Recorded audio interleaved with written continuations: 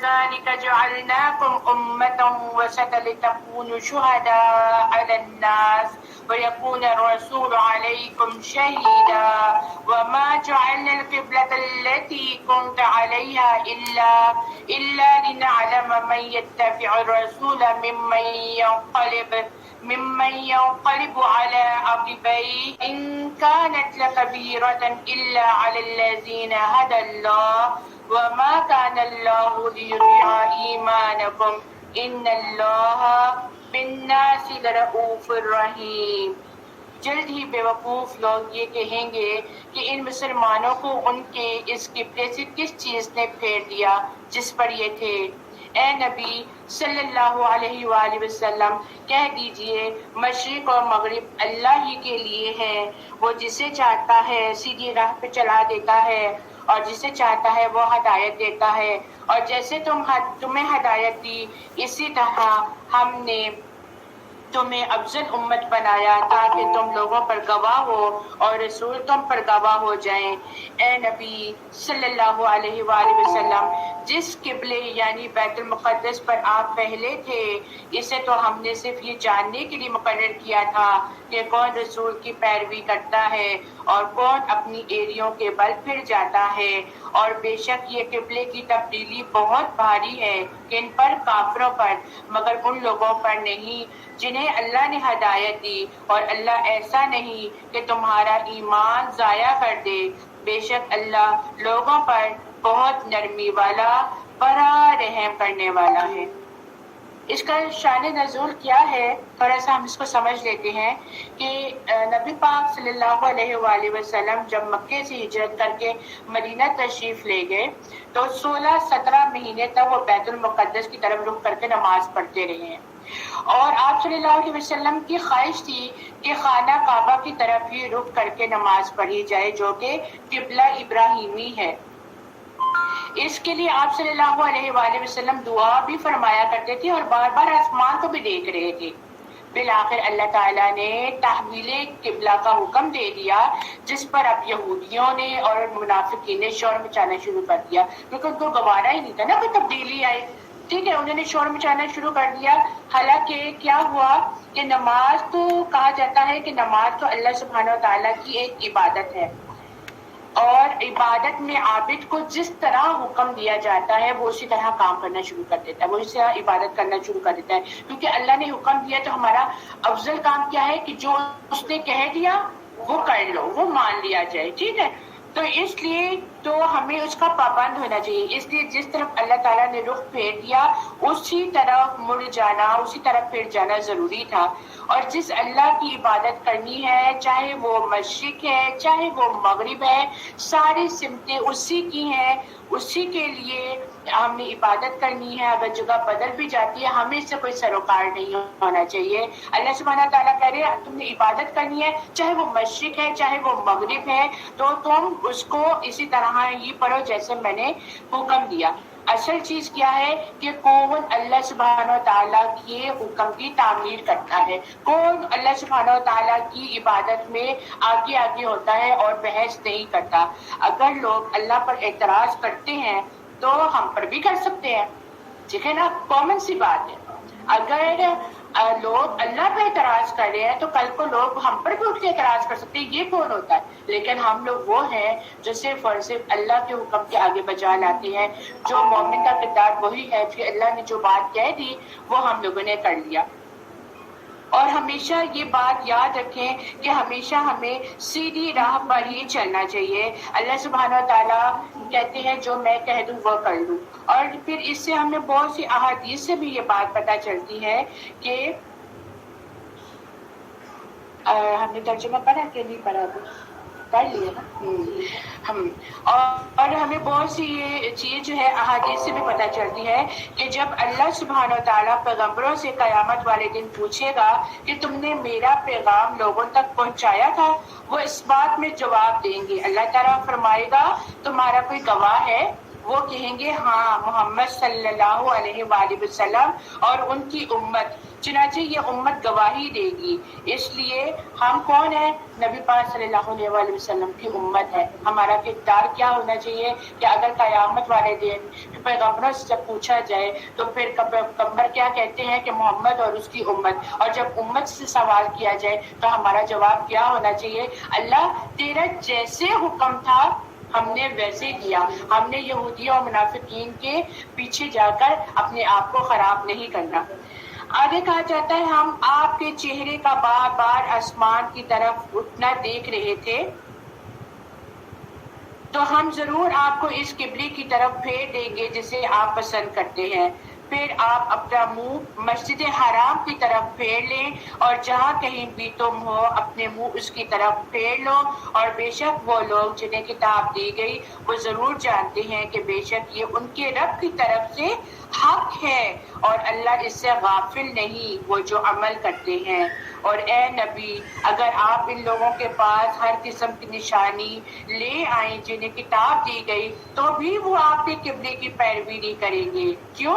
کیونکہ یہود کی مخالفت کیا تھی؟ حسد کی بنا پر تھی، اس لیے دلائل کا ان پر کوئی بھی اثر نہیں ہوگا۔ اس لیے ہمیں چاہیے کہ ہمارا دل جو ہے وہ صاف ہونا چاہیے۔ وَمَا أَنْتَ بِتَابِعٍ قِبْلَتَهُمْ، اور نہ آپ ان کے قبلے کی پیروی کرنے والے ہیں، کیونکہ آپ صلی اللہ علیہ وآلہ وسلم وحی الہی کے پابند ہیں۔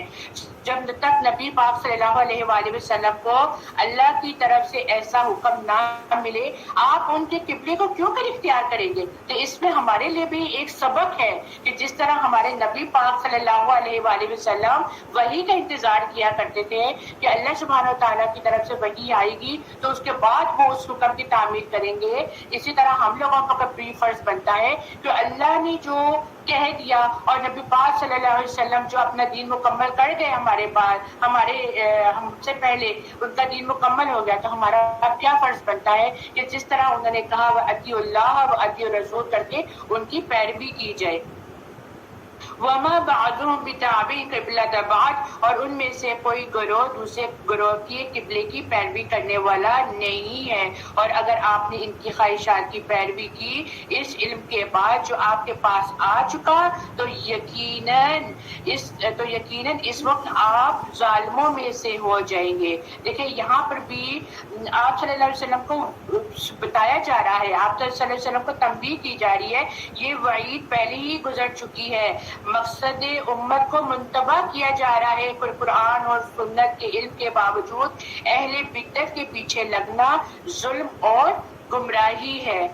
الذین آتیناہم الکتاب یعرفونہ کما یعرفون ابناءہم، جن لوگوں کو ہم نے کتاب دی وہ اس رسول کو ایسے پہچانتے ہیں جیسے وہ اپنے بیٹوں کو پہچانتے ہیں، اور بے شک ان میں سے ایک گروہ ضرور حق کو چھپاتا ہے حالانکہ وہ جانتے ہیں یہ حق ہے تمہارے رب کی طرف سے، لہٰذا ان کے متعلق تم کسی بھی شک میں نہ پڑو۔ وَلِكُلِّ وِجْهَةٌ هُوَ مُوَلِّيهَا فَاسْتَبِقُوا الْخَيْرَاتِ، اور ہر ایک کے لیے ایک سمت ہے جس کی طرف وہ منہ پھیرتا ہے، لہٰذا تم نیکیوں میں ایک دوسرے سے آگے بڑھو، تم جہاں کہیں بھی ہوگے اللہ تم کو سب کو لے آئے گا، بے شک اللہ ہر چیز پر خوب قادر ہے۔ فَاسْتَبِقُوا الْخَيْرَاتِ، نیکیوں کی طرف دوڑ لگانا، اس کو ہائی لائٹ کر لیجئے، نیکیوں کی طرف بھاگنا۔ سوچیے ذرا، آپ اور میں سوچیں ہم اپنا وقت کس پہ لگا رہے ہیں؟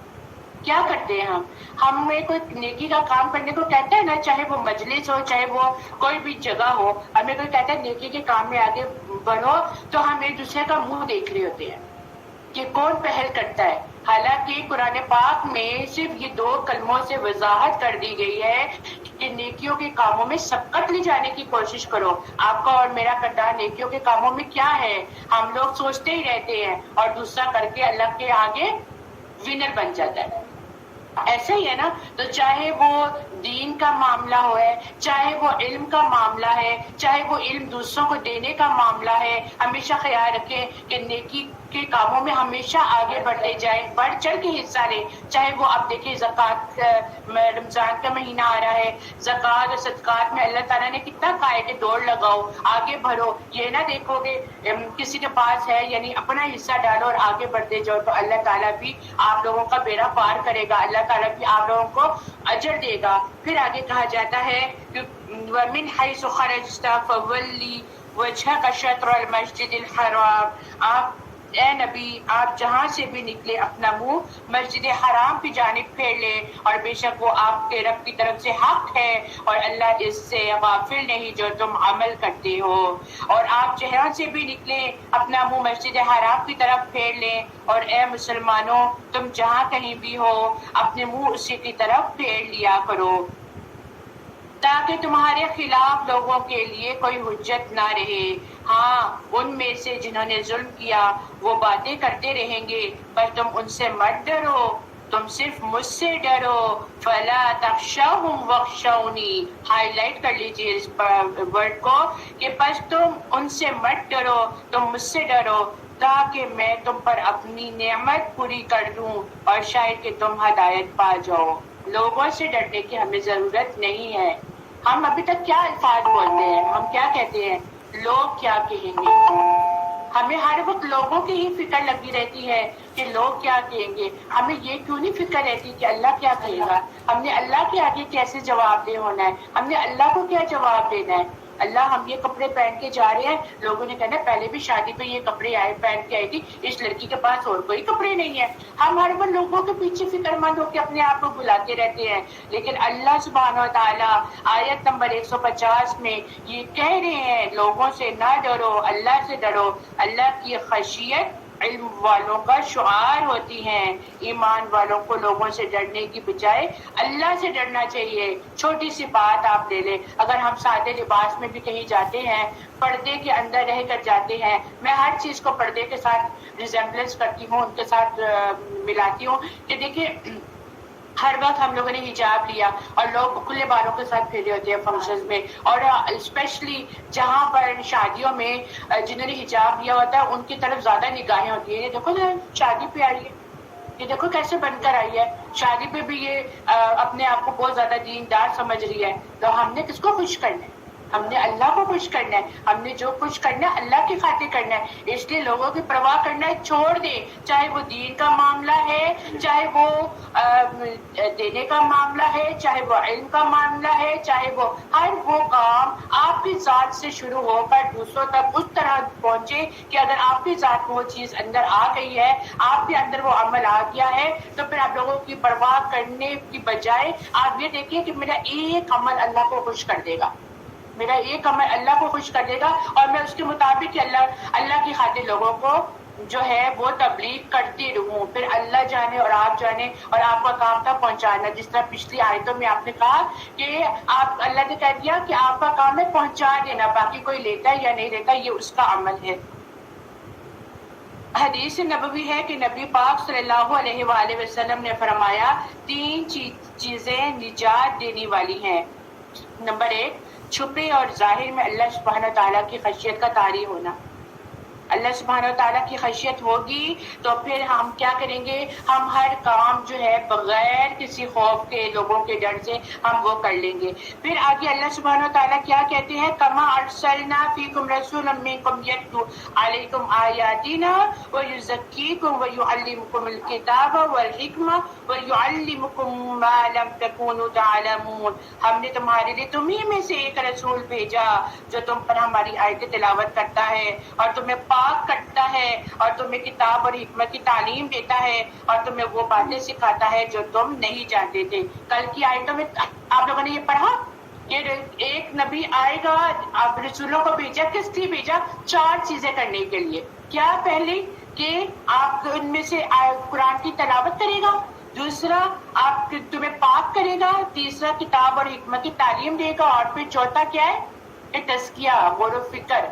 غور و فکر. جب رسول آئے اور رسولوں کو یہ کام کہا گیا، کیا آج ہمارا امت کا فرض نہیں بنتا کہ ہم بھی ایسا کام کریں، لوگوں کے لیے بھی ہم ایسا ہی رول ماڈل بن کے دکھائیں؟ وہ تو چلے گئے، ہمیں تعلیمات دے گئے، آج امت کا کیا فرض ہے وہ آپ کو اور مجھ کو جاننا ہے. آگے اللہ سبحانہ تعالیٰ کہتے ہیں فَاذْكُرُونِي أَذْكُرْكُمْ وَاشْكُرُوا لِي وَلَا تَكْفُرُونَ. اے لوگو، چنانچہ تم مجھے یاد کرو، میں تمہیں یاد کروں گا، اور تم میرا شکر کرو اور میری ناشکری نہ کرو، اور میری ناشکری نہ کرو. کیا کہا گیا ہے اس میں؟ اللہ تعالیٰ کہتے ہیں مجھے یاد کرو، مجھے یاد کرو. تم مجھے یاد کرو گے، میں آسمانوں میں تمہیں یاد کروں گا. تم مجھے یاد نہیں کرو گے تو اللہ کو بھی ضرورت نہیں ہے ہماری، اللہ کو بھی ہماری ضرورت نہیں ہے. آج ہم اللہ کو یاد کریں گے، اور ہمیں اللہ کو یاد کرنے کے لیے کسی کے سہارے کی ضرورت نہیں ہے. اللہ سبحانہ تعالیٰ کیا کہتے ہیں؟ میں شاہ رب سے زیادہ قریب ہوں، تو مجھے یاد کرو. آخری پہر میں اٹھ کے یاد کرو، تہجد کے وقت اٹھ کے یاد کرو، جب اللہ سبحانہ تعالیٰ ساتویں آسمان پر نزول فرما رہے ہوتے ہیں اور کہتے ہیں ہے کوئی مجھ سے دعا کرنے والا، ہے کوئی مجھ سے مانگنے والا کہ وہ مجھے پکارے تو میں اس کی فریاد کو پورا کر دوں، وہ مجھ سے کچھ طلب کرے تو میں اس کو دے دوں. لیکن ہم خواب گوش میں سو رہے ہوتے ہیں، ہمارے پاس ٹائم ہی نہیں ہوتا کہ ہم اللہ کو یاد کریں. اور پھر ہم کیا کہتے ہیں ہمارا کام یہ ہوا نہیں. اللہ تعالیٰ پتہ نہیں ہمارے کیوں نہیں سنتا، ہمارا دل کتنا خالص ہے اللہ سبحانہ تعالیٰ کے لیے، ہمیں یہ بھی جاننا ہے. اور اللہ تعالیٰ کہتے ہیں کہ میرا شکر ادا کرو، ہر وقت اللہ کا شکر ادا کرنا چاہیے. کی پوائنٹ ہے یہ شکر.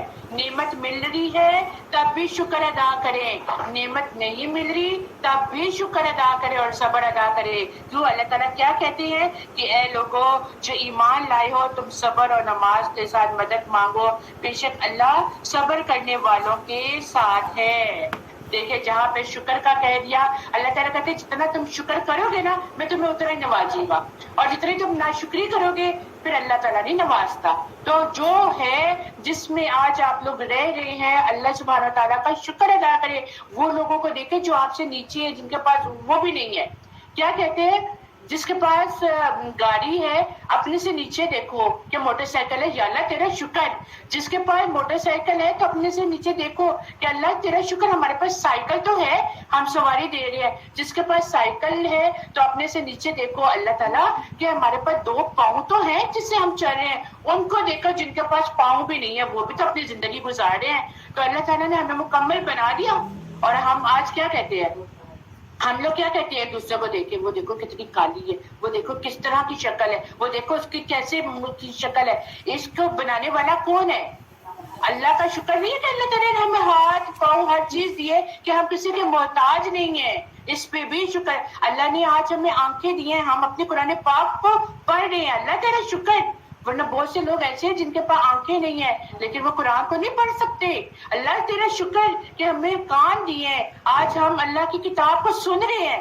جن کے پاس کان کی بصارت ہی نہیں ہے وہ سن ہی نہیں سکتے ہیں، ان کی سنوائی نہیں دیتا، ان کی آنکھیں نہیں ہیں، وہ دیکھ نہیں سکتے.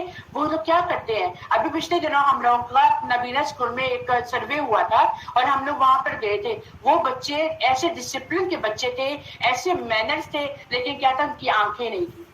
ان کے پاس آنکھیں بالکل نہیں ہے. ان کو ہاتھوں کو ساتھ پکڑ کے ان کو لا کے چیئر پہ بٹھایا جا رہا ہے. ان کو جب لنچ باکس دیے گئے تو ان کو پتہ ہی نہیں تھا کہ اس کے اندر کیا ہے. وہ ہاتھوں کے ساتھ اس کو فیل کر کے کھا رہے ہیں.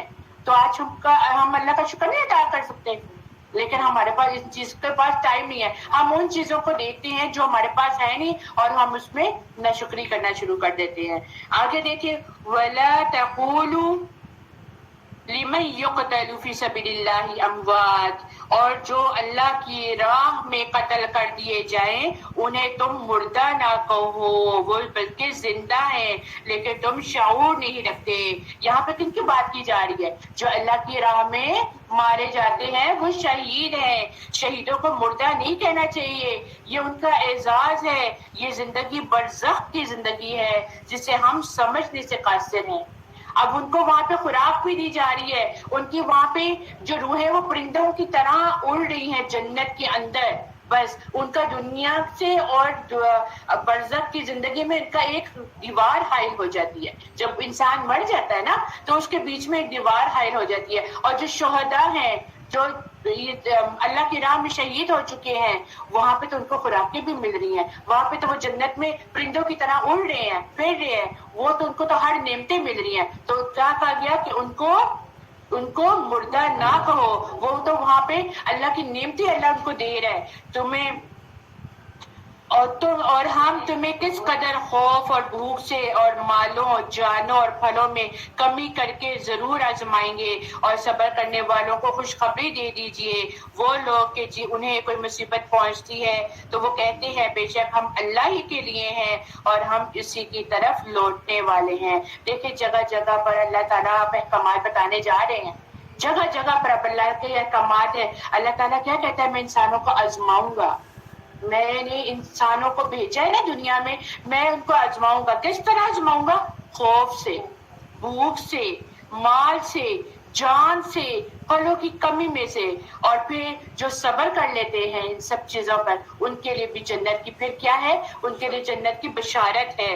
پھر جو کوئی جن کو مصیبت پہنچتی ہے تو وہ کیا کہتے ہیں؟ بے شک ہم اللہ کے لیے ہیں اور ہم اسی کی طرف لوٹ کر جائیں گے. پھر ہمیں کیا الفاظ بولنے چاہیے؟ اِنَّا لِلَّهِ وَإِنَّا إِلَيْهِ راجعون. یہی لوگ ہیں جن کے لیے ان کے رب کی طرف سے بخشش اور رحمت ہے اور یہی ہدایت یافتہ ہے. بے شک صفا اور مروہ اللہ کی نشانیوں میں سے ہے. اب یہاں پہ حضرت حاجات علیہ السلام کی بات کی جا رہی ہے کہ بس جو شخص بیت اللہ کا حج یا عمرہ کرے تو اس پر کوئی گناہ نہیں کہ وہ ان دونوں کا طواف کرے. اور جو شخص خوشی کے ساتھ کوئی نیکی کرے گا تو بے شک اللہ قدر کرنے والا، خوب جاننے والا ہے. بے شک جو لوگ ہمارے نازل کردہ دلائل اور ہدایت کی باتوں کو چھپاتے ہیں اور اس کے بعد کہ ہم نے لوگوں کے لیے ان کو کتاب میں کھول کر بیان کر دیا، وہی لوگ ہیں جن پر اللہ لعنت کرتا ہے اور لعنت کرنے والے لعنت کرتے ہیں. یعنی کہ اللہ تعالیٰ نے جو باتیں اپنی کتاب میں نازل فرما دی ہیں انہیں چھپانا اتنا بڑا جرم ہے کہ اللہ کے علاوہ دیگر لعنت کرنے والے بھی جو ہے ان پر لعنت کرتے ہیں.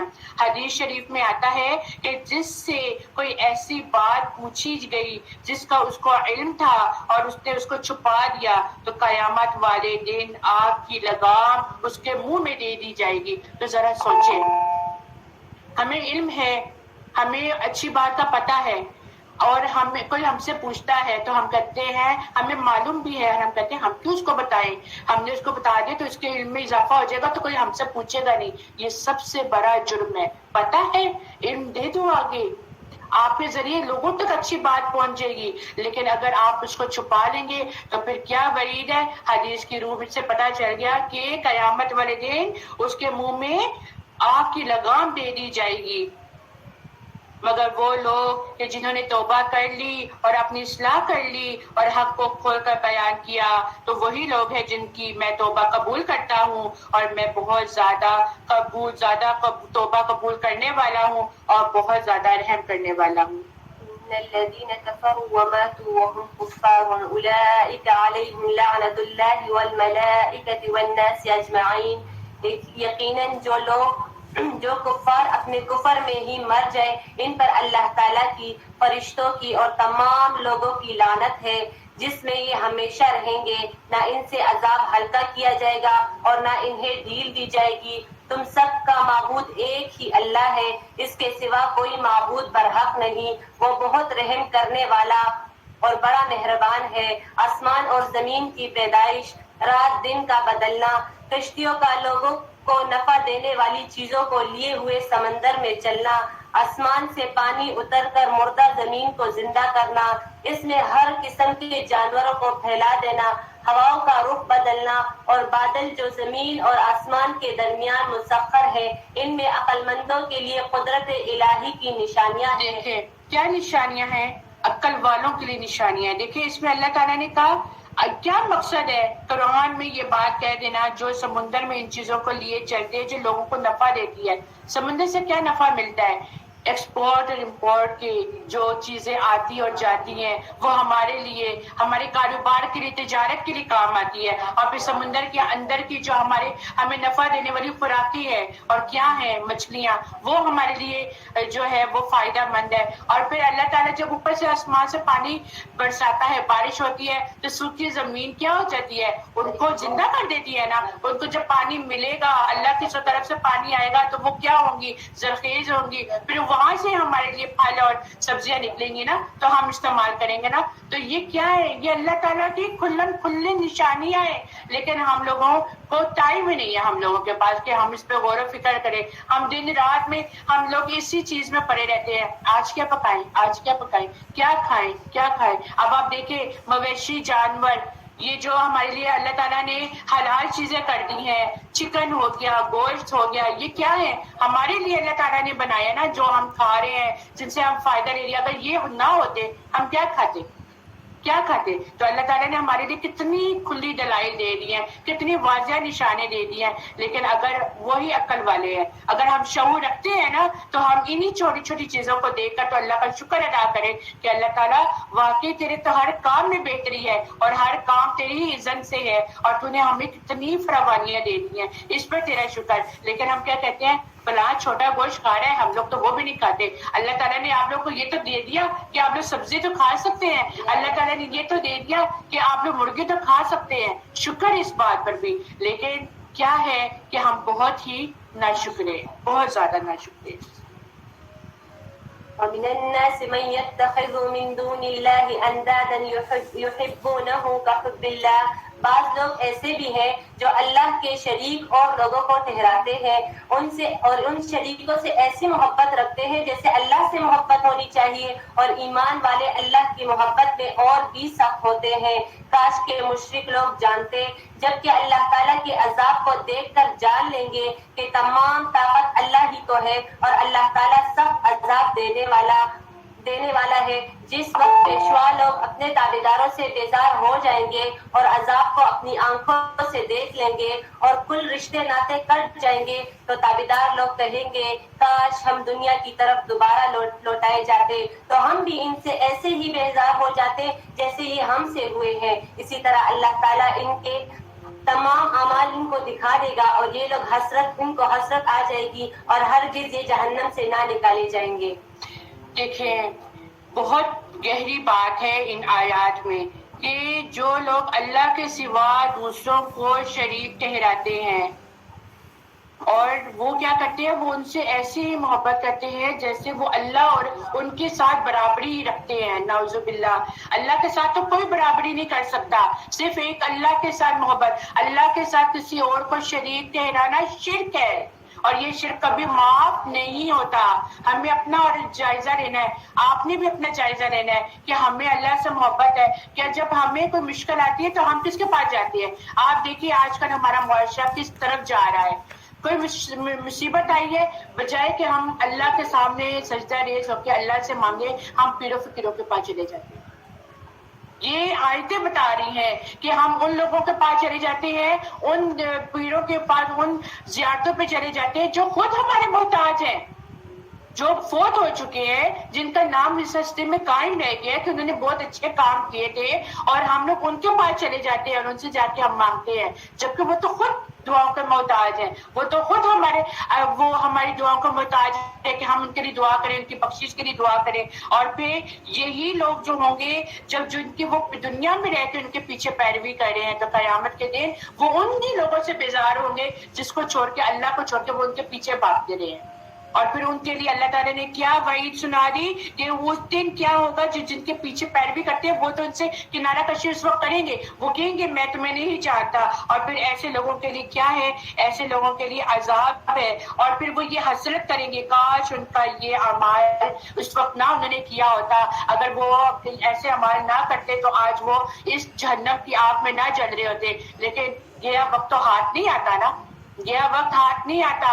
آج بھی سمجھ جائیں کہ حب اللہ کا مطلب کیا ہے، کہ صرف اور صرف اللہ کی عبادت میں کسی کے ساتھ شریک نہ ٹھہراؤ، اللہ سے مانگو۔ اللہ تعالیٰ خود قرآن میں کہہ رہے ہیں مجھ سے مانگو میں تمہیں دوں گا۔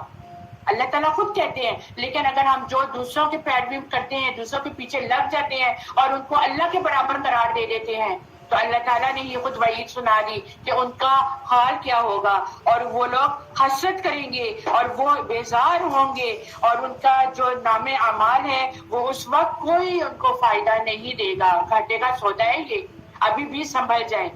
آگے اللہ سبحانہ و تعالیٰ کچھ احکامات اور بتا رہے ہیں، واضح کر رہے ہیں کہ انسانوں کے لیے پاک اور صاف حلال چیز کھانی چاہیے. کیا کہا جا رہا ہے؟ یا ایھا الناس کلوا مما فی الارض حلالا طیبا ولا تتبعوا خطوات الشیطان انہ لکم عدو مبین. اے لوگو، تم ان چیزوں میں سے کھاؤ جو زمین میں حلال اور پاکیزہ ہیں، اور مت پیروی کرو شیطان کے قدموں کی، بے شک وہ تمہارا کھلا دشمن ہے.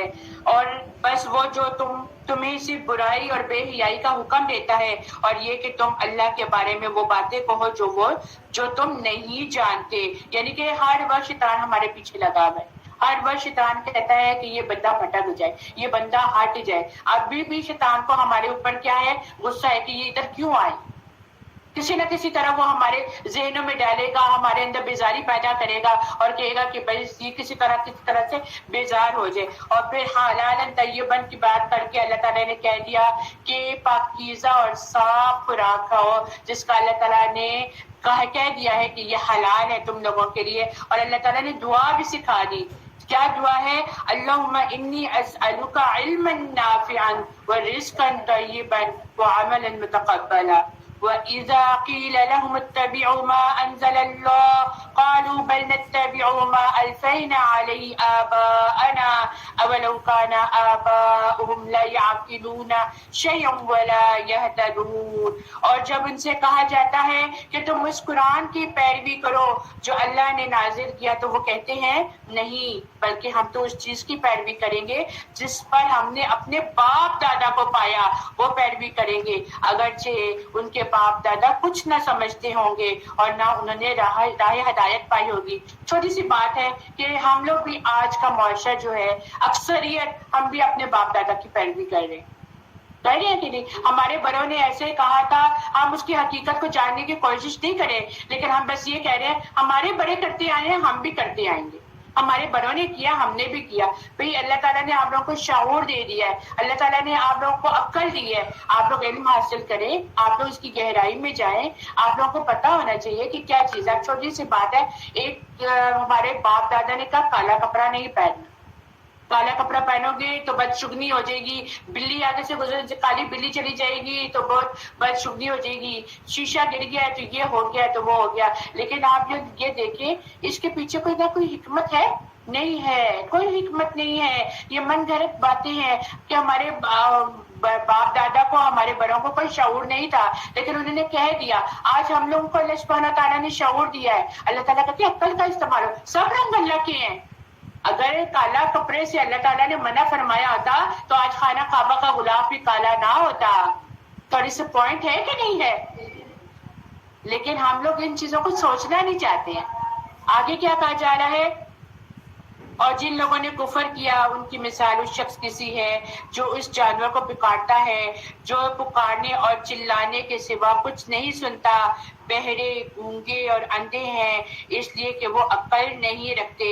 اے لوگوں جو ایمان لائے ہو، تم ان پاکیزہ چیزوں میں سے کھاؤ جو ہم نے تمہیں رزق کے طور پر دے دیا، اور اللہ سبحانہ تعالیٰ کا شکر ادا کرو اگر تم اس کی عبادت کرتے ہو. اللہ نے تم پر سے مردار، خون، خنزیر کا گوشت اور وہ چیز حرام کی ہے جس پر اللہ کے سوا کسی کا نام پکارا جائے. دیکھیں واضح بتا دیا اللہ تعالیٰ نے، صاف قرآن پاک میں بتا دیا اللہ نے. مردار، خون، خنزیر کا گوشت اور جو چیز اللہ تعالیٰ نے حرام کی ہے اور اللہ کے سوا جس کو کسی اور کے نام پر وہ چیز ہوگی وہ حرام ہوگی، اس کا کھانا بھی جائز نہیں ہے. اس کا کھانا بھی حرام ہے. جو غیر اللہ کے نام پر چیز دی جاتی ہے وہ حرام ہے، وہ کھانا جائز نہیں ہے. یہ میں نہیں کہہ رہی، یہ قرآن کہہ رہا ہے، اور جو قرآن کہہ رہا ہے وہ سچ ہے، وہ حق کی بنیاد پر دلیل ہے. آگے اللہ سبحانہ تعالیٰ کیا کہتے ہیں؟ پھر جو شخص مجبور ہو جائے جب وہ سرکشی کرنے والا اور حد سے گزرنے والا نہ ہو تو اس پہ کوئی گناہ نہیں، بے شک اللہ بہت بخشنے والا اور بڑا رحم کرنے والا ہے۔ اب اس کی کیا بات ہے، بہت مجبور ہے، اس کے پاس کچھ کھانے کو نہیں ہے، وہ اس کی اگر وہ نہیں کھائے گا تو وہ موت کے منہ میں چلا جائے گا، وہ مر جائے گا، اور اس کے پاس کوئی حلال چیز نہیں ہے۔ اس صورت میں کہا گیا کہ اتنی مجبوری ہو گئی ہے کہ تم موت کے منہ میں جا رہے ہو تب تم استعمال کر سکتے ہو، ادروائز نہیں۔ ٹھیک ہے، اس چیز کو، ان دونوں چیزوں کو اپنے ذہنوں میں بٹھا لیجئے۔ ایک طرف تو اللہ تعالیٰ منع کر رہے ہیں کہ یہ حرام ہے، لیکن دوسری طرف اللہ تعالیٰ نے تھوڑی سی آپ لوگوں کو تھوڑی سی اللہ تعالیٰ نے نرمی بھی بخشی۔ اگر ایسی جگہ پر ہو کہ جہاں پر تمہیں حلال چیز نہیں مل رہی، تمہیں اپنی زندگیوں کا خدشہ ہے کہ تمہیں موت آ جائے گی، اور تمہارے پاس جو کچھ بھی ہے اس سے اگر تم زندہ رہ سکتے ہو تو تم اس کو استعمال کریے۔ ان الذین یکتمون ما انزل اللہ من الکتاب، بے شک جو لوگ اللہ کی نازل کی گئی کتاب میں سے کچھ باتیں چھپاتے ہیں اور اس کے بدلے تھوڑا سا مول لیتے ہیں، وہ اپنے پیٹوں میں آگ کے سوا کچھ نہیں بھرتے، اور قیامت کے دن اللہ ان سے کلام نہیں کرے گا اور نہ انہیں پاک کرے گا، اور ان کے لیے بہت دردناک عذاب ہے۔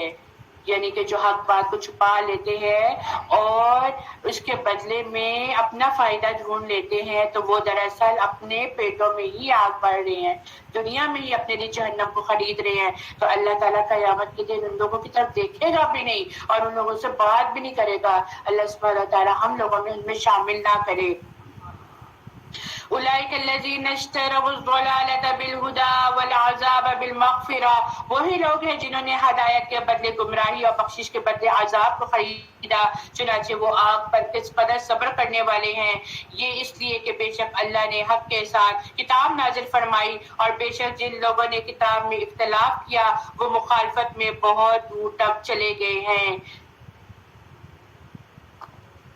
ليس البر أن تولوا وجوهكم قبل المشرق والمغرب، ساری اچھائی مشرق اور مغرب کی طرف منہ کرنے میں ہی نہیں ہے، بلکہ یقیناً اچھا وہ شخص ہے جو اللہ تعالیٰ پر، قیامت کے دن پر، فرشتوں پر، کتاب اللہ پر اور نبیوں پر ایمان رکھنے والا ہو، جو مال سے محبت کرنے کے باوجود قرابت داروں، یتیموں، مسکینوں، مسافروں اور سوال کرنے والوں کو دے، غلام کو آزاد کرے، نماز کی پابندی اور زکوٰۃ کی ادائیگی کرے، جب وعدہ کرے تب اسے پورا کرے، تنگ دستی، دکھ درد اور لڑائی کے وقت صبر کرے، یہی سچے لوگ ہیں اور یہی پرہیزگار ہیں۔ اے ایمان والو، تم پر مقتولوں کا قصاص لینا فرض کیا گیا ہے، آزاد کے بدلے ہے، غلام کے بدلے ہے، عورت کے بدلے ہے، ہاں جس کو اس کے بھائی کی طرف سے کچھ معافی دے دی جائے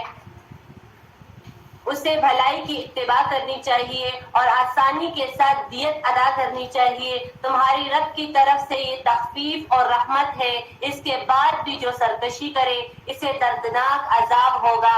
عقل مندوں، قصاص میں تمہارے لیے زندگی ہے، اس باسط تم قتل ناحق سے رک جاؤ گے۔ تم پر فرض کر دیا گیا ہے کہ جب تم میں سے کوئی مرنے لگے اور مال چھوڑ جاتا ہے تو اپنے ماں باپ اور قرابت داروں کے لیے اچھائی کے ساتھ وصیت کر جائے، پرہیزگاروں پر یہ حق ہے اور ثابت ہے۔ اب جو شخص اسے سننے کے بعد بدل دے اس کا گناہ بدلنے والے پر ہوگا، واقعی اللہ تعالیٰ سننے والا اور جاننے والا ہے۔ آیت نمبر 177 میں دیکھیں، آیت بر کے نام سے یہ آیت لکھ دی گئی، یعنی کہ یہاں پہ نیکی کا تصور دے دیا گیا ہے اور یہاں پہ عقیدہ درست کرنے کا کہہ دیا گیا ہے۔ اور عقیدہ درست کرنے میں کیا چیز پہلے آ رہی ہے کہ حقوق العباد، حقوق اللہ، وعدہ کرے تو پورا کرے، صبر کرے، اور صبر نیکیوں کی بنیاد ہے۔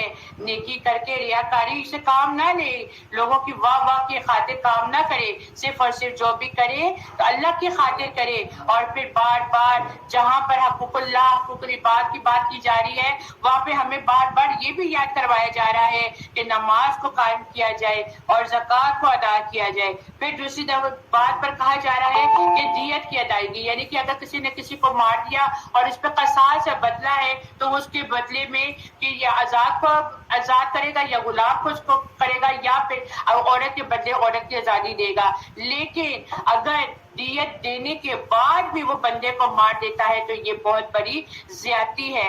پھر دوسری جگہ اللہ سبحانہ تعالیٰ نے کہہ دیا کہ جو اپنا مال چھوڑے جا رہا ہو تو اس کو چاہیے کہ وہ اپنی زندگی میں وصیت لکھ دے۔ وصیت لکھنا لازم ہے تاکہ بعد میں کوئی لڑائی جھگڑے نہ پڑے۔ آپ کو پتہ ہے وصیت جب نہیں لکھی جاتی تو گھروں میں جو بڑا سربراہ ہوتا ہے وہ دنیا سے چلا جاتا ہے اور اس کے بعد اولاد ہی اولاد ایک دوسرے سے اس مال کے پیچھے لڑ رہی ہوتی ہے ایک دوسرے کے ساتھ جو ہوتا ہے وہ یہاں تک نوبت آ جاتی ہے کہ قتل و غارت تک نوبت چلی جاتی ہے۔ اس لیے وصیت لکھنا افضل ہے، معروف ہے۔ ہر ایک کی وصیت لکھ کر ہر ایک کا حصہ اس کو لکھ دیا جائے تو پھر یہ نوبت نہیں آتی ہے اور یہ اللہ کی طرف سے بھی ہے۔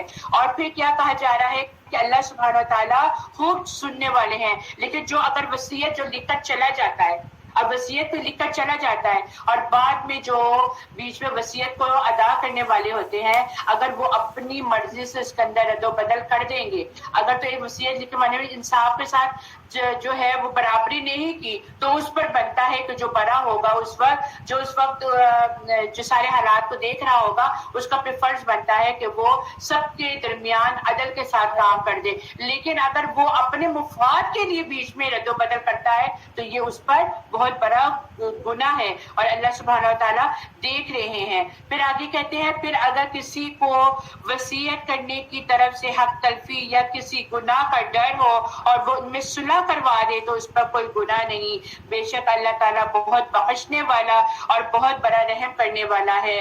یا ایھا الذین آمنوا کتب علیکم الصیام کما کتب علی الذین من قبلکم لعلکم تتقون، اے لوگو جو ایمان لائے ہو تم پر روزہ رکھنا اس طرح فرض کر دیا گیا ہے جس طرح ان لوگوں پر فرض کر دیا گیا تھا جو تم سے پہلے کرتے تھے۔ پھر وہ صحابہ کے ساتھ بھی کیا کرتے تھے نا۔ ہمارے عراق میں ہم حج پہ گئے تو ایک دفعہ چڑھے، بالکل بالکل میں نے وہاں جا کے خوش بالکل میں نے کہا یا اللہ تیرا شکر ہے کہ میں یہاں آ گئی۔ وہ ہمارے نبی پاک جو کئی کئی راتیں گزارتے، صحیح بات بالکل۔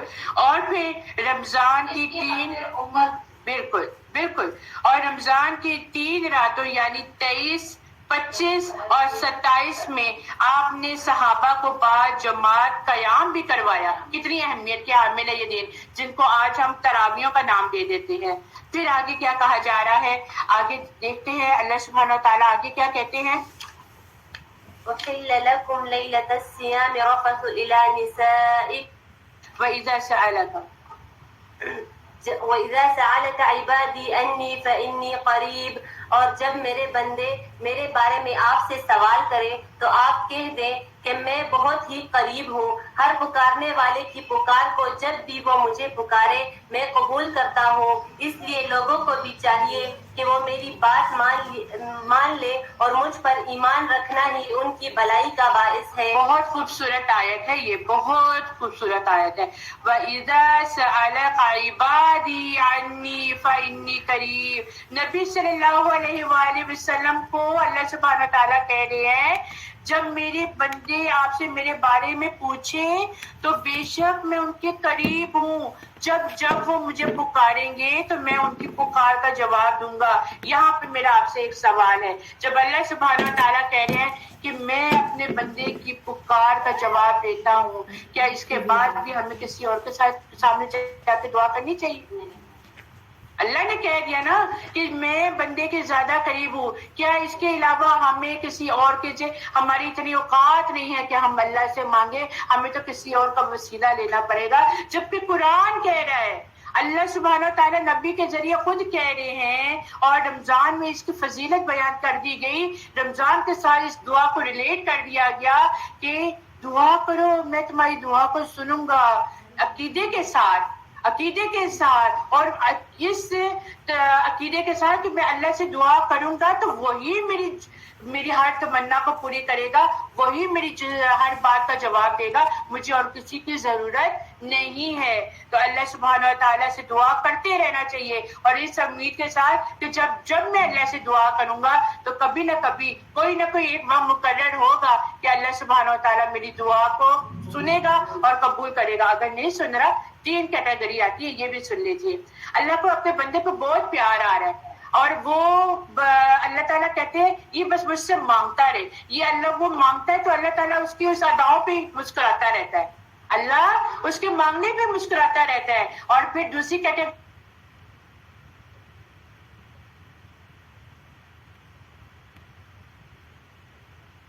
دیکھیے گا کہ میری دعا دنیا میں قبول نہیں ہوئی اور میری دعا یہاں پر آ کے قبول ہو رہی ہے اور مجھے اتنے انعامات مل رہے ہیں. تو جس کا ساتھی ہوگا جس کی دنیا میں دعا قبول ہو گئی وہ اس پر رش کرے گا کاش میری بھی دنیا میں دعا قبول نہ ہوئی ہوتی, میں بھی آخرت کے لیے ذخیرہ کر لیتا تو وہاں پہ مجھے اس سے بہترین مل جاتا. تو پھر ہم اور آپ بے صبرے ہیں نا. ہم کہتے ہیں ہم نے دعا کی, اللہ کو تو پتہ نہیں ہم سے کیا دشمنی ہے کہ اللہ تعالیٰ ہماری تو دعا قبول نہیں کرتے, اللہ تعالیٰ تو ہماری دعا سنتے نہیں ہیں. اللہ تعالیٰ سنتے ہیں, اسی نے تو سننا ہے. آپ بندوں سے مانگیں گے جا کے, آپ بندوں سے کہیں گے کہ اللہ تعالیٰ ہمیں دیں. آپ بندہ تو ایک وقت کا کھانا دے کے دوسری دفعہ کہے گا احسان جتانا شروع کرے گا یہ تو اللہ ہے, ہم تو گناہ پہ گناہ کیے جاتے ہیں اور اللہ تعالیٰ ہمیں نوازتا جاتا ہے اور دیتا چلا جاتا ہے. پھر بھی ہم کہتے ہیں کہ اللہ ہماری دعاؤں کو قبول نہیں کرتا. روزوں کی راتوں میں اپنی بیویوں سے تمہارے لیے حلال کیا گیا, وہ تمہارا لباس ہے اور تم ان کے لباس ہو. تمہاری پوشیدہ خیانتوں کا اللہ تعالیٰ کو علم ہے, اس نے تمہاری توبہ قبول فرما کر تم سے درگزر فرما لیا. اب تمہیں ان سے مباشرت کی اور اللہ تعالیٰ کی لکھی ہوئی چیز کو تلاش کرنے کی اجازت ہے. تم کھاتے پیتے رہو یہاں تک کہ صبح کا سفید دھاگا سیاہ دھاگے سے ظاہر ہو جائے, پھر رات تک روزے کو پورا کرو اور عورتوں سے اس وقت مباشرت نہ کرو جبکہ تم مسجدوں میں اعتکاف میں ہو. یہ اللہ تعالیٰ کے حدود ہے, تم ان کے قریب بھی نہ جاؤ. اسی طرح اللہ تعالیٰ اپنی آیاتیں لوگوں کے لیے بیان فرماتا ہے تاکہ وہ بچے اور ایک دوسرے کا مال ناحق نہ کھایا کرو, نہ حاکموں کو رشوت پہنچا کر کسی کا کچھ مال ظلم و ستم سے کھا لیا کرو. حالانکہ تم جانتے ہو لوگ آپ سے چاند کے بارے میں سوال کرتے ہیں. آپ کہہ دیجئے کہ یہ لوگوں کی عبادت کے وقتوں اور حج کے موسم کے لیے ہے, احرام کی حالت میں, اور گھروں کے پیچھے سے تمہارا آنا کچھ نیکی نہیں ہے بلکہ نیکی والا وہ ہے جو متقی ہو. گھروں میں تو دروازوں میں سے آیا کرو اور اللہ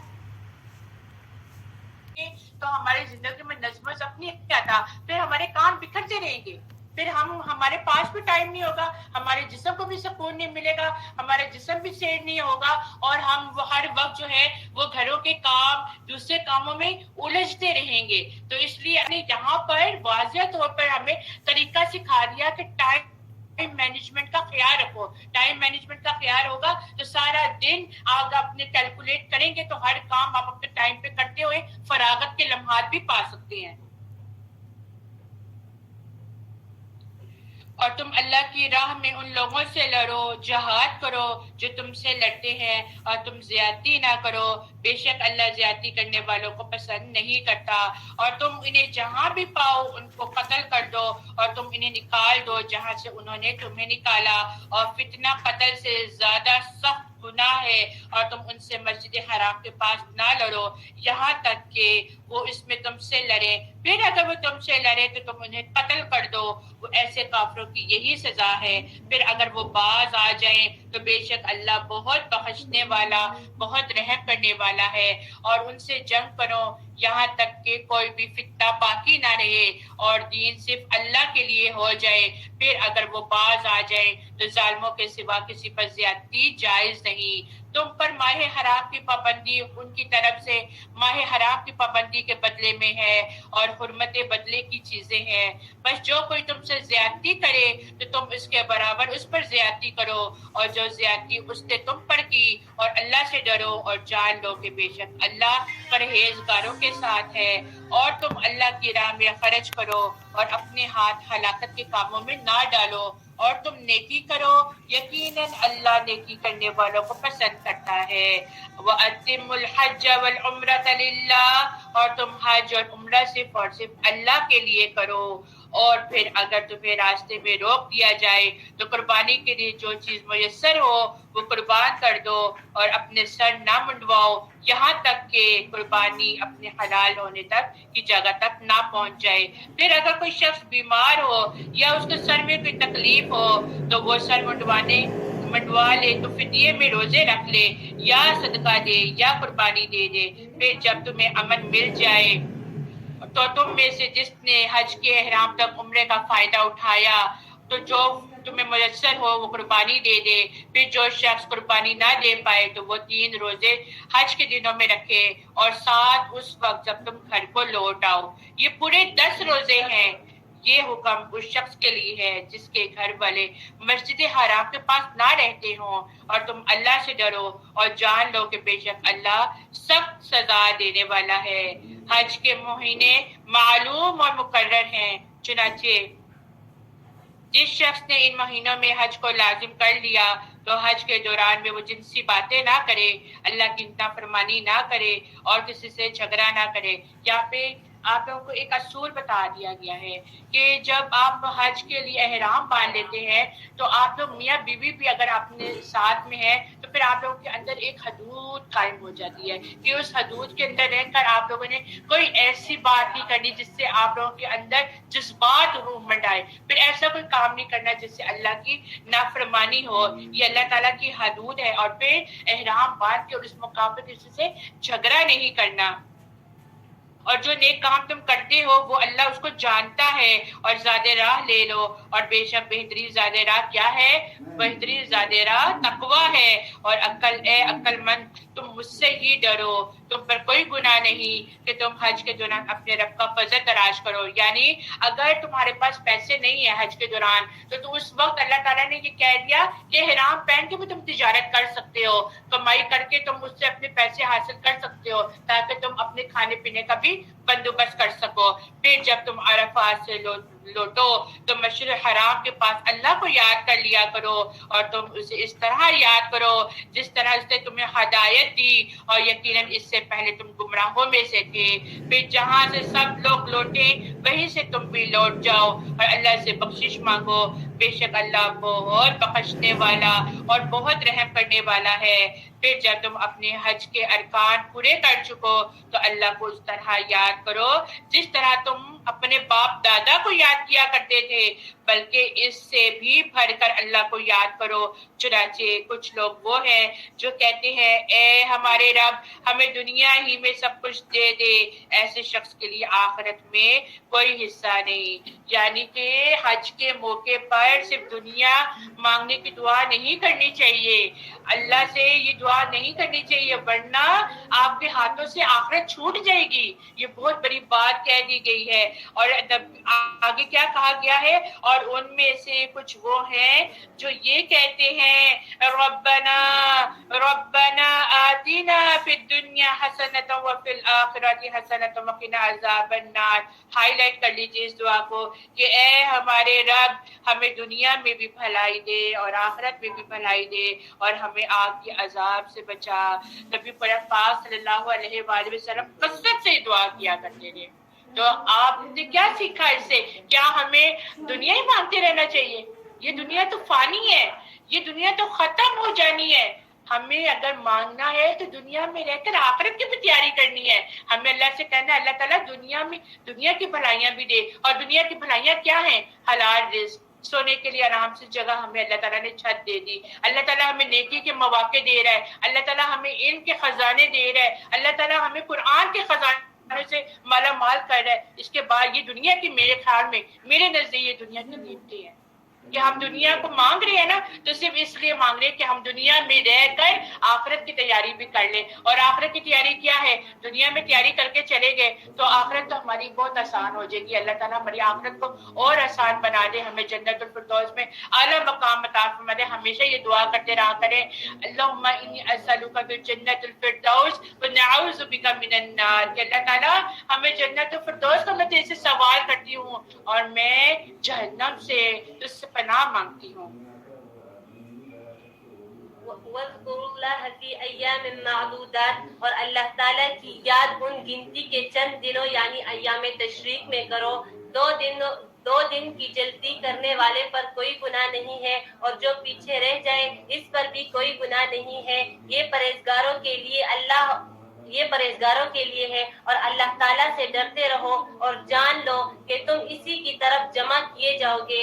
بعض لوگوں کی دنیاوی غرض کی باتیں آپ کو خوش کر دیتی ہیں، اور وہ اپنے دل کی باتوں پر اللہ کو گواہ کرتا ہے، حالانکہ دراصل وہ زبردست جھگڑالو ہے۔ جب وہ لوٹ جاتا ہے تو زمین میں فساد پھیلانے کے لیے اور کھیتی اور نسل کی بربادی کی کوشش میں لگا رہتا ہے، اور اللہ تعالیٰ فساد کرنے والوں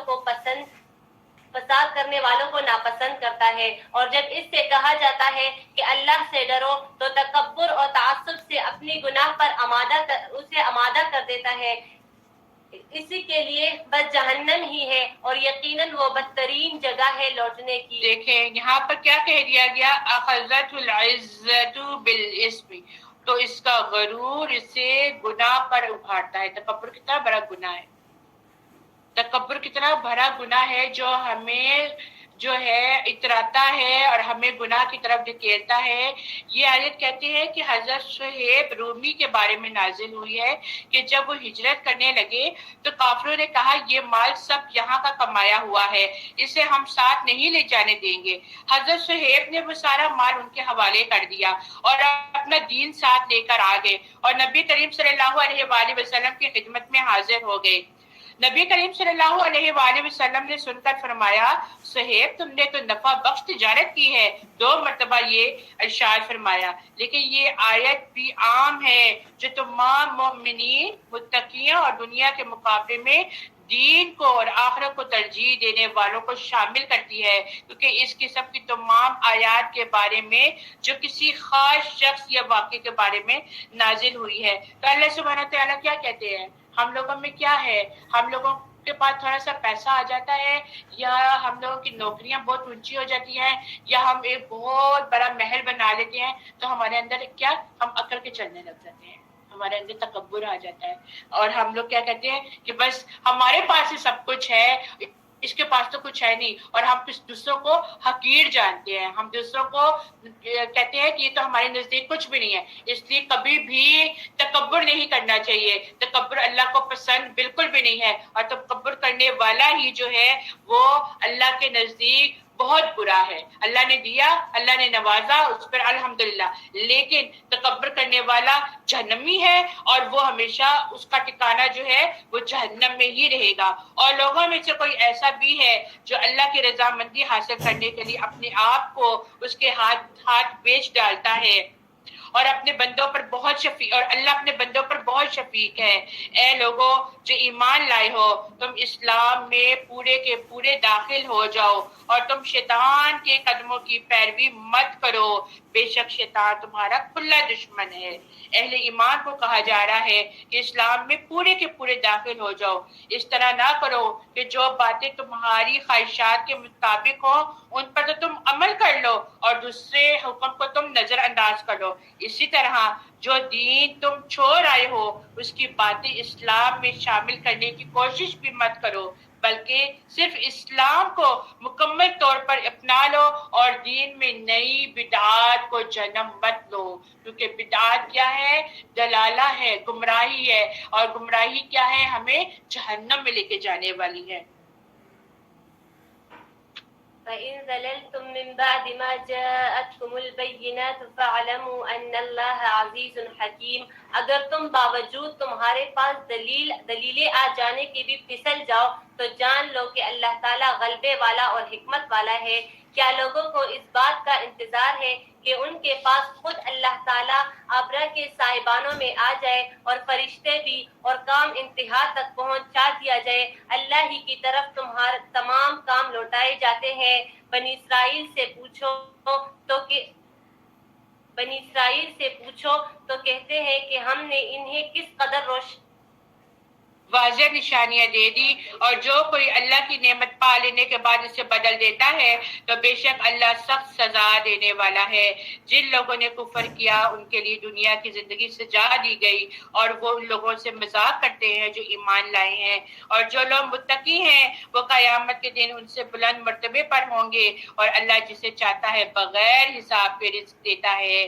لوگ پہلے ایک ہی امت تھے، پھر ان میں اختلاف پیدا ہو گیا تو اللہ نے نبی بھیجے خوشخبری دینے والے اور ڈرانے والے، اور ان کے ساتھ اس نے برحق کتاب نازل کی تاکہ وہ لوگوں کے درمیان ان باتوں کا فیصلہ کر دے جن میں انہوں نے اختلاف کیا، اور اس میں اختلاف انہی لوگوں نے آپس کی ضد میں کیا تھا جنہیں کتاب دی گئی تھی، حالانکہ ان کے پاس واضح دلیلیں آ گئی تھی۔ پھر جو ایمان لے کر آئے انہیں اللہ نے اپنے حکم سے اس حق کا راستہ دکھا دیا جس میں لوگوں نے ان سے مخالفت کی تھی، اور اللہ جسے چاہتا ہے سیدھی راہ پر لگا دیتا ہے۔ پھر کیا تمہارا خیال ہے کہ تمہیں جنت یوں ہی مل جائے گی؟ کیا تم یوں ہی جنت میں داخل ہو جاؤ گے، حالانکہ ابھی تک تمہیں ان لوگوں نے کے مانند مشکلیں پیش نہیں آئی جو تم سے پہلے گزر چکی تھی۔ جنت پانا آسان نہیں ہے۔ جو پہلے گزر چکے تھے انہوں نے بہت محنتیں کی تھی، اس لیے وہ جنت پا گئے، اور آج ہم لوگ بہت آسانی سے کہہ دیتے ہیں ہم تو امت محمدی ہیں، ہمیں تو بخش دیا جائے گا، ہمیں تو جنت مل جائے گی۔ ایسے آرام سے جنت نہیں ملتی، جنت پانے کے لیے کانٹوں سے گزرنا پڑتا ہے، جنت پانے کے لیے بڑی محنت کرنی پڑتی ہے، اور جب محنت کرتے ہیں تو پھر اللہ پہ چھوڑ دینا چاہیے، پھر اللہ پہ امید لگا لینی چاہیے، اچھا گمان کرنا چاہیے کہ اس کے بدولت کہیں نہ کہیں پہ تو اللہ تعالیٰ انشاءاللہ ہمیں جنت تو ضرور دے گا، لیکن محنت درکار ہے۔ ان کو سختی اور تکلیف پہنچی اور وہ ہلا ڈالے گئے، یہاں تک کہ رسول اور وہ لوگ جو ان پر ایمان لائے تھے کہنے لگے اللہ کی مدد کب آئے گی، آگاہ رہو بے شک اللہ کی مدد قریب ہے۔ اے نبی، لوگ آپ سے سوال کرتے ہیں کہ وہ کیا خرچ کرے، اب پھر انفاق فی سبیل اللہ کی بات آ رہی ہے کہ کیا خرچ کرے۔ اب لوگوں کے بعد یہ بات آتی ہے کہ ہم کیا خرچ کریں۔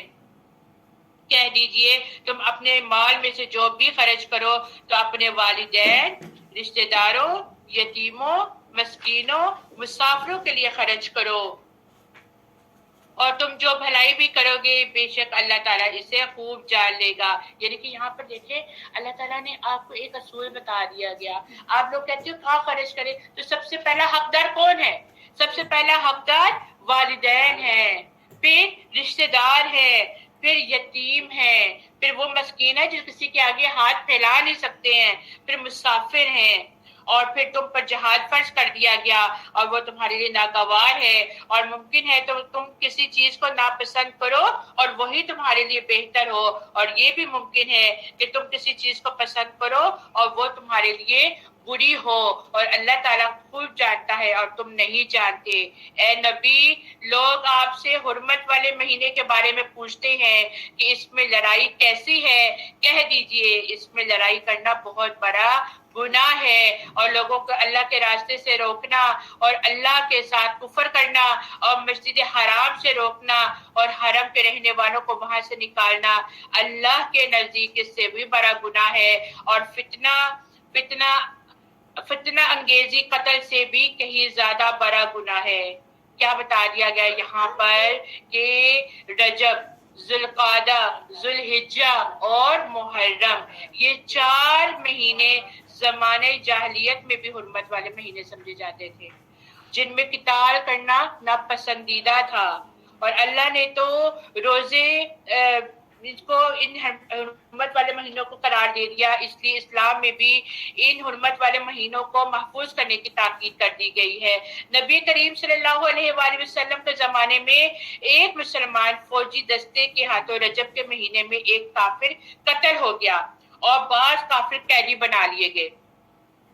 مسلمانوں کے علم میں یہ نہیں تھا کہ جب رجب شروع ہو گیا ہے کفار نے مسلمانوں کو تانا دیا کہ دیکھو یہ حرمت والے مہینے کی حرمت کا بھی خیال نہیں کرتے ہیں۔ پھر اس پر یہ آیت نازل ہوئی اور یہ کہا گیا کہ یقیناً حرمت والے مہینے میں قتال کرنا بڑا گناہ ہے، اس لیے حرمت والے مہینے میں قتال نہیں کرنا چاہیے، اور وہ کافر تو ہمیشہ تم سے لڑتے رہیں گے یہاں تک کہ اگر ان کا بس چلے تو وہ تمہیں تمہارے دین سے ہی پھیر دے، اور تم میں سے جو شخص اپنے کافر اور تم میں سے جو شخص اپنے دین سے پھر جائے پھر وہ حالت کفر میں مر جائے تو انہی لوگوں کے اعمال دنیا اور آخرت دونوں میں برباد ہو گئے اور وہ لوگ دوزخی ہیں اور اس میں ہمیشہ رہیں گے۔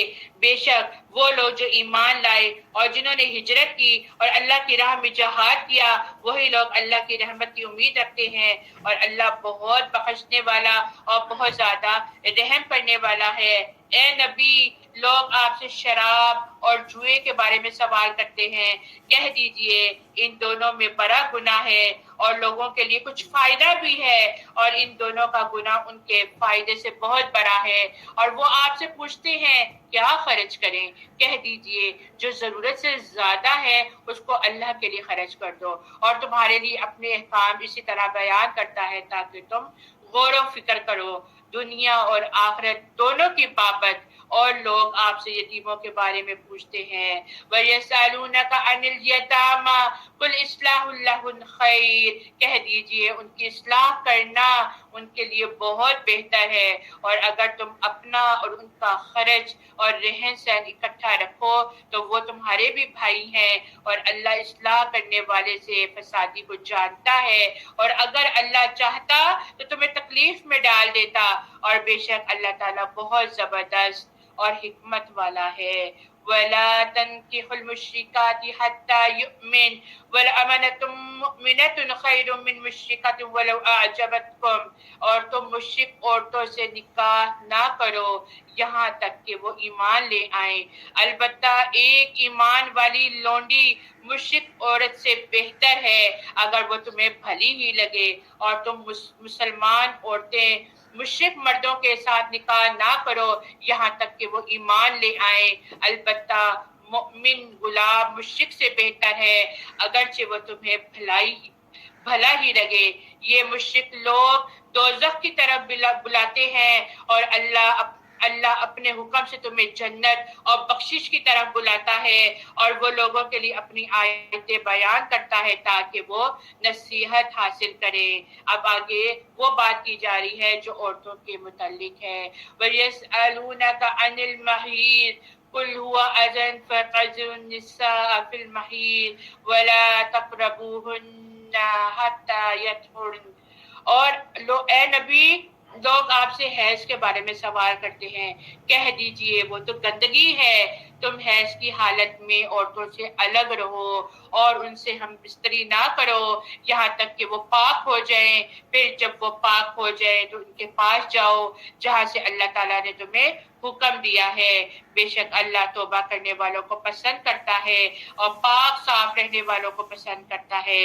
تمہاری عورتیں تمہاری کھیتی ہیں، بس تم جس طرح چاہو اپنی کھیتی میں آؤ اور تم اپنی ذات کے لیے نیک عمل آگے بھیجو اور اللہ سے ڈرو اور جان لو بے شک ایک دن تمہیں اس سے ملنا ہے، اور مومنوں کو خوشخبری سنا دیجئے، اور تم اللہ کا نام اپنی قسموں کے لیے استعمال نہ کرو، اور یہ کہ تم نیکی نہیں کرو گے اور تقوی نہیں اپناؤ گے اور لوگوں کے درمیان صلح نہیں کراؤ گے، یعنی غصے کی حالت میں اس طرح کی قسم مت کھاؤ کہ فلاں کے ساتھ میں نیکی نہیں کروں گا، فلاں سے میں بولوں گا بھی نہیں، فلاں کے درمیان میں صلح نہیں کرواؤں گا۔ اس قسم کی قسموں کے لیے حدیث میں کہا گیا ہے کہ اگر قسمیں کھا بھی لیتے ہو تو اس کو توڑ دو اور قسم کا کفارہ ادا کر دو۔ واللہ سمیع علیم، اور اللہ خوب سننے والا اور خوب جاننے والا ہے۔ اللہ تمہاری لغو قسموں پر تمہیں نہیں پکڑے گا، یعنی جو غیر ارادی طور پر قسمیں کھا لی جاتی ہے نا اس پر اللہ تعالیٰ نہیں پکڑتے ہیں، لیکن وہ ان قسموں پر تمہیں ضرور پکڑے گا جن کا تمہارے دلوں نے ارادہ کر لیا ہے، اور اللہ بہت بخشنے والا ہے، نہایت حوصلے والا ہے۔ جو لوگ اپنی عورتوں کے پاس نہ جانے کی قسم کھا لیتے ہیں انہیں چاہیے کہ 4 مہینے کا انتظار کریں، پھر اگر وہ رجوع کر لیں تو بے شک اللہ سبحانہ تعالیٰ بہت بخشنے والا ہے، بہت بڑا رحم کرنے والا ہے۔ یعنی کوئی شوہر اگر قسم کھا لیتا ہے کہ وہ اپنی بیوی سے 1 مہینہ یا 2 مہینے تعلق نہیں رکھے گا، پھر قسم کی مدت پوری کر کے وہ تعلق قائم کر لیتا ہے تو اس کا کوئی کفارہ نہیں ہے، لیکن ہاں اگر مدت پوری ہونے سے قبل وہ تعلق قائم کر لے تو اس پر پھر کیا ہے، کفارہ دینا پڑتا ہے۔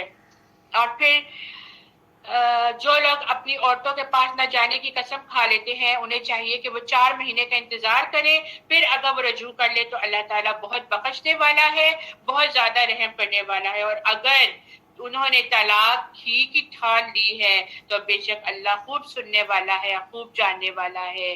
اور متعلقہ عورتیں 3 حیض تک اپنے آپ کو انتظار میں رکھیں، اور ان کے لیے جائز نہیں ہے کہ اللہ ان کے پیٹ میں جو کچھ پیدا کر رہا ہے وہ اسے پائیں۔ یعنی کہ اگر طلاق ہو گئی ہے، اگر شوہر نے بیوی کو طلاق دے دی ہے اور 3 حیض کا انتظار کر رہی ہیں اور 3 حیض گزر جاتے ہیں تو ان کو یہ بتا دینا چاہیے کیا وہ حیض سے ہے یا کیا وہ پریگننٹ ہے، کیونکہ اگر وہ اپنے حیض کی مدت پوری کر لیتی ہیں 3 مہینے کے بعد تو آگے کیا کہا جا رہا ہے، اگر وہ اللہ اور روز آخرت پر یقین رکھتی ہیں تو ایسا ہرگز نہ کریں، اور ان کے خاوند اگر اصلاح کرنے کا ارادہ رکھتے ہوں تو وہ زیادہ حقدار ہیں کہ انہیں اس مدت میں ہی لوٹا دے۔ اور دستور کے مطابق عورتوں کے لیے مردوں پر ویسے ہی حقوق ہیں جیسے مردوں کے لیے عورتوں پر ہیں، اور مردوں کے لیے ان پر ایک فضیلت ہے، اور اللہ غالب اور خوب حکمت والا ہے۔ الطلاق مرتان، طلاق رجعی 2 مرتبہ ہے۔ طلاق کے معنی کیا ہے؟ آزاد چھوڑ دینا۔ اب یہاں پر بتایا جائے گا کہ صحیح طلاق کا طریقہ کیا ہے۔